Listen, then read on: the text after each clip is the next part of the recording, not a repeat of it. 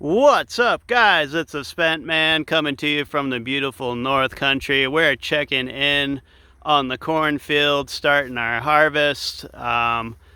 Should be about the 20th of October, and yeah, 2024 cornfield coming in hot. We had a great year this year.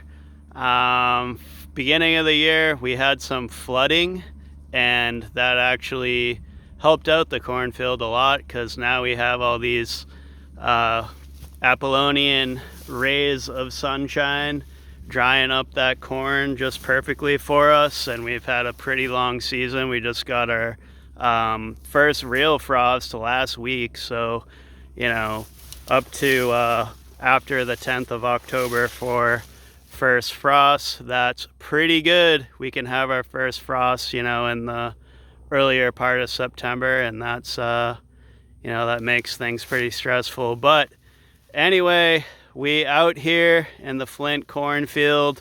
This corn is called Roy Callis Abenaki Flint. A guy named Roy started growing and saving and selecting the Abenaki Flint, so shout out to Roy. And now I've been growing it for a long time myself, so check it out. And we'll switch the view and look at that traditional cornfield, guys. Conventional growers would have a heart attack looking at this field because of all the weeds and everything.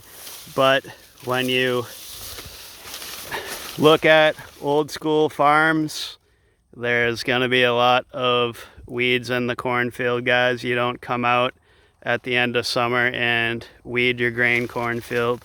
So either way, we got some tall grass in here, but don't let that fool you, because we have a lot of really high quality Abenaki Flint corn, and I've been saving and selecting a lot myself over the past 5 years I've been growing it, so it could actually be called something else. It's becoming my own tradition now, so maybe we'll change the name to Spent Man's Flint or something like that. Maybe some of the viewers can come up with a better name for us. But yeah, there's tons of corn in here, and it's really fat and beautiful.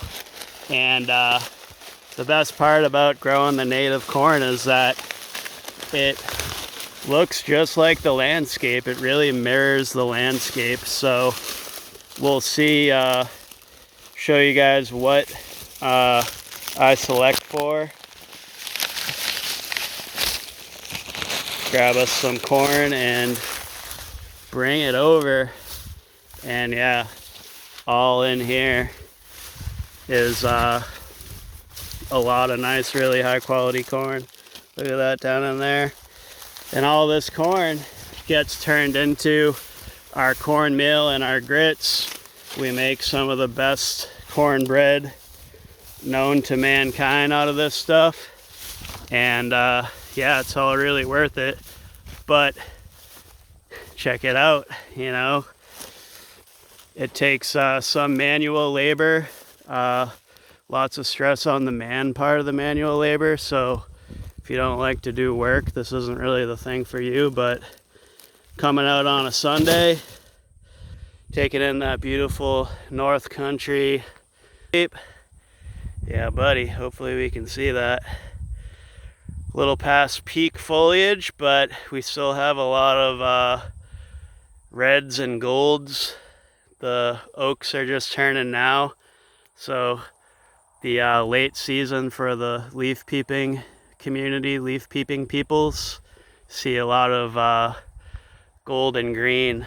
But when we check out our corn, we see the same kind of thing. And that's what all that corn looks like in the field when you bring her back and get her unwrapped. And this bin right here is my seed stock. And don't mind my bird cannon. But yeah, so this right here is the perfect ideal ear of this Flint corn. We got 8 rows, full pollination all the way up to the tip. So that's going in my seed pile. And this maroon one is pretty good. Going for that, 8 rows, nice and long, full, heavy, good pollination. And another kind of odd off thing that I select for is this copper color, because I like having some variation. So I'll take an imperfect, nice, full ear of this copper for seed too, just to, you know, get a nice, unique breed there and see.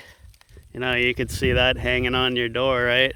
Beautiful corn, or even better, ground up into some cornmeal, and that's what we do. So one kind of pitfall with selecting this for seed that I found is that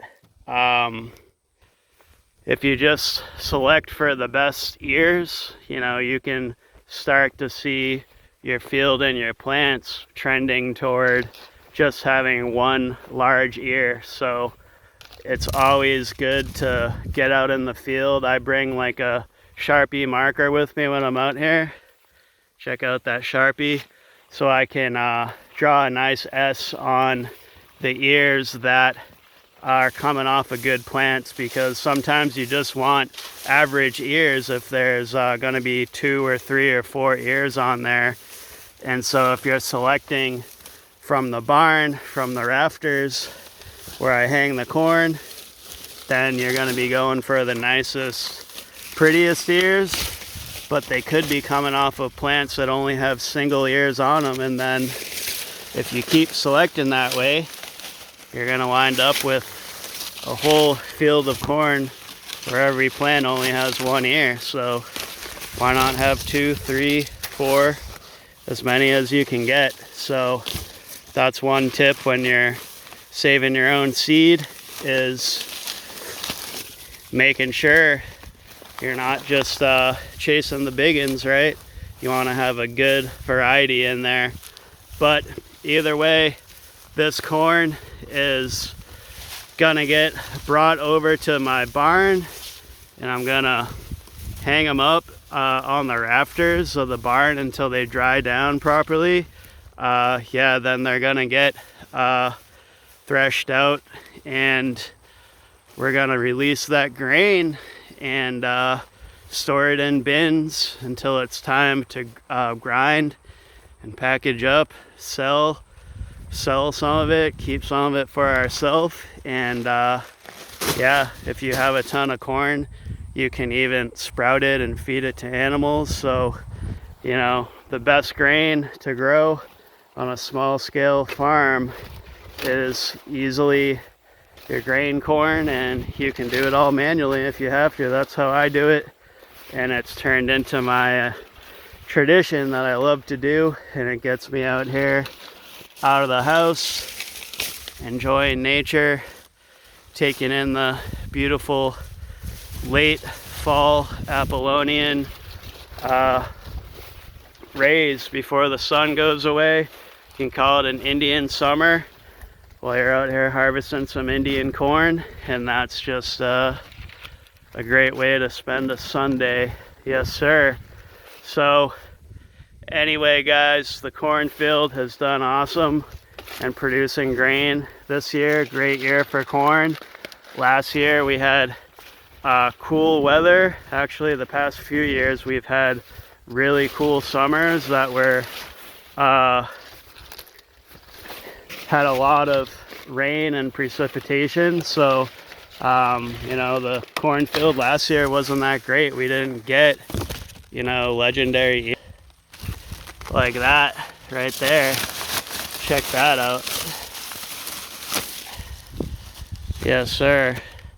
There were not many, you know, foot-long ears of the Flint corn here last year, but it's been a good year this year. So I'm gonna get off the phone and get back to work.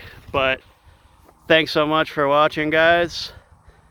From the beautiful North Country, it's been the Cement Man. Take care. Bye-bye.